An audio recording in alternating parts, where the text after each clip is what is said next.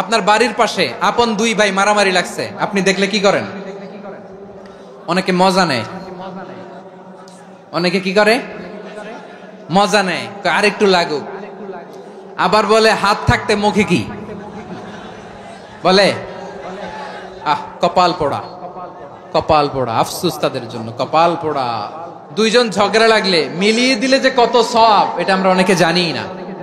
দুইজন ঝগড়া লাগছে, আচ্ছা আপনাদের কোথাও এলাকায় আগুন লাগলে আপনারা কি ঢালেন? পানি। অনেকে ওই জায়গায় তেল ঢালে, এরকম ডাকাইতেছে না নাই?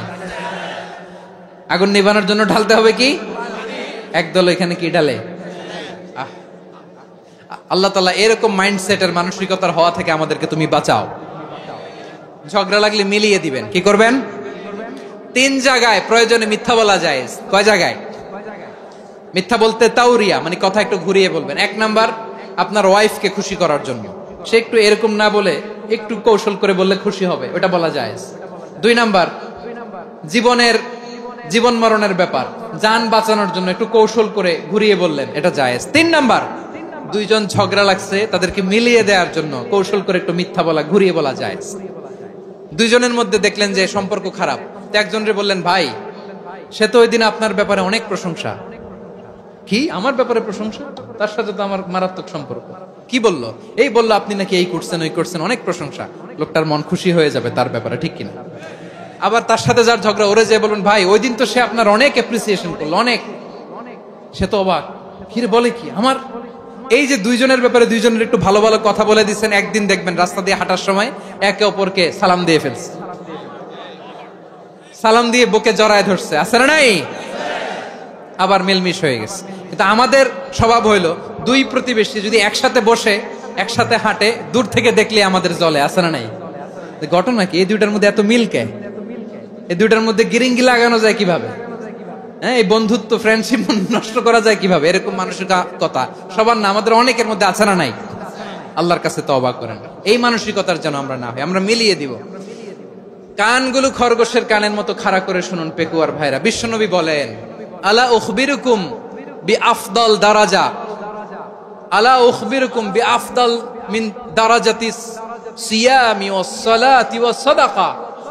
হে আমার উম্মতেরা, নামাজ, রোজা, দান, দেখেন নামাজ, রোজা, দানের চেয়েও বড় কোন শ্রেষ্ঠ ইবাদতের কথা আমি কি তোমাদের বলবো না?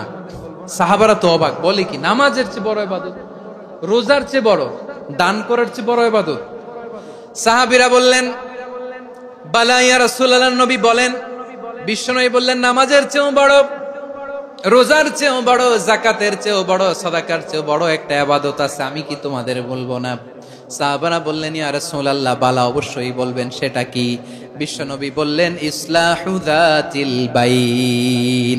দুইজন যখন ঝগড়া লেগেছে, তোমার দুই ভাই যখন ঝগড়া লেগেছে, এই দুইজনের মধ্যে বিরোধ মিটিয়ে মীমাংসা করে দেয়া হচ্ছে সবচাইতে সেরা কাজ। দুইজন ঝগড়া লাগছে, ইসলাহু যাতিল বাইন, দুইজনের মধ্যে মিলিয়ে দেয়া, এটা নামাজ, রোজা, সাদাকার চেয়ে বেশি সওয়াব। সুবহানাল্লাহ, এত আস্তে? হ্যাঁ, ওয়াত্তাকুল্লাহ ওয়া আসলিহু যাতা বাইনিকুম, সূরা আনফাল। আল্লাহ বলেন, আল্লাহরে ভয় করো, ঝগড়া লাগলে মজা নিও না, ওয়াত্তাকুল্লাহ, আল্লাহরে ভয় করো, ফাসলিহু যাতা বাইনিকুম, মিলিয়ে দিও। তাহলে আমরা মিলায়ে দিব, রাজি আছেন তো? তাহলে আমরা এক উম্মাহ, এক উৎস থেকে এসেছি, এক দেহ এক প্রাণ, আমাদের সম্পর্ক বড় মজবুত, সীসাঢালা প্রাচীরের মতো, কেউ টলাতে পারে না, কেউ ভাঙতে পারে না, ঠিক কিনা? আবার আমাদের সম্পর্ক হলো ভাই ভাই, আমরা ঐক্যবদ্ধ থাকার জন্য দুনিয়ায় এসেছি। কেমন করে ঐক্যবদ্ধ থাকতে হয় দুনিয়াবাসীর শেখানোর জন্য এসেছি। আল্লাহ বলেন, ও নবী, শুধু মুসলমানের মধ্যেই ঐক্য করলে হবে না, প্রয়োজনে ইহুদি নাসারাদের সাথে ঐক্য গড়ে তোলো। কথা শুনতেছেন? প্রয়োজনে আহলে কিতাবদের সাথে ঐক্যবদ্ধ হওয়ার আদেশ দিয়েছে কে? সবাই বলতে হবে, আওয়াজ করে বলেন। আহলে কিতাব ইহুদি নাসারাদের সাথেও প্রয়োজনে ঐক্যবদ্ধ হওয়ার ঘোষণা দিয়েছে কে? বিশ্বনবী মক্কা থেকে মদিনায় হিজরত করতে গেছেন, ওখানে ইহুদিদের সাথেও কোয়ালিশন করেছেন। সুবহানাল্লাহ পড়বেন না? বনু কাইনুকা, বনু নাদির, বনু কুরাইজা, এই 3টা দলের সাথে বিশ্বনবী কোয়ালিশন করেছেন একসাথে। কিন্তু তাদের বিশ্বাসঘাতকতার কারণেই তারা বহিষ্কৃত হয়েছে মদিনা থেকে। বিশ্বনবীর এখানে কোনো দোষ নাই, বিশ্বনবী ঐক্যবদ্ধ হতে চেয়েছেন। আল্লাহ তাআলা নবীরে বললেন, নবী তুমি তাদেরকে বলো, ও আহলে কিতাবের ভাইয়েরা, ইহুদি নাসারারা, এসো এসো এসো, আমরা এমন একটা বিশ্বাসের প্রশ্নে একত্রিত হই যে বিশ্বাস তোমাদের নবীরাও প্রচার করেছে, যে বিশ্বাস আমিও প্রচার করি, যে বিশ্বাসের কথা তোমাদের পবিত্র ধর্মগ্রন্থগুলোতে রয়েছে, আবার যে বিশ্বাসের কথা আমার কোরআনের মধ্যেও রয়েছে, আসলে ওই কথায় আমরা একত্রিত হই। সুবহানাল্লাহ। তাহলে ভিন্ন ধর্মী তাদের সাথে যখন আমরা ঐক্য করব, কিসের উপর ঐক্য? একটা কমন ফেইথ, একটা মৌলিক বিশ্বাসের উপর ঐক্য। আল্লাহ তাআলা বলছেন, কুল ইয়া আহলাল কিতাবি তাআলাউ ইলা কালিমাতিন সাওয়াইম বাইনানা ওয়া বাইনাকুম আল্লা না'বুদা ইল্লাল্লাহ ওয়া লা নুশরিকা বিহি শাইআ ولا يتخذ بعضنا بعضا أربابا من دون الله فإن تولوا فقولوا اشهدوا بأننا مسلمون। পড়েন আল্লাহু আকবার।